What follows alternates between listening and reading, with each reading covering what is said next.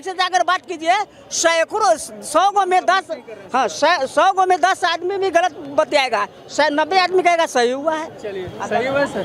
किस चीज़ का सर? अतीक अहमद को गोली मारा गया है जो। सर पाप की सज़ा तो यहीं भुगतनी है, चाहे कोई भी व्यक्ति हो। कुछ लोग ना अतीक जी का इस्तेमाल करें रिस्पेक्ट के साथ, शहीद भी बता रहे, कुछ लोग मिट्टी डालने जा रहे हैं, बहुत बोले क्या नहीं, ऐसा होता है, हर पार्ट के सबकी अलग अलग सोच है।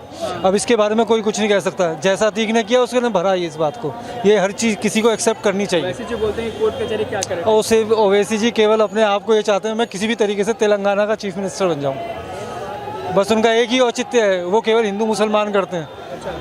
हिंदू मुसलमान करने से कुछ नहीं होता, सभी हम सब जो हैं इस हिंदुस्तान में सभी एक ही धारा के लोग हैं और उसी तरीके से हमें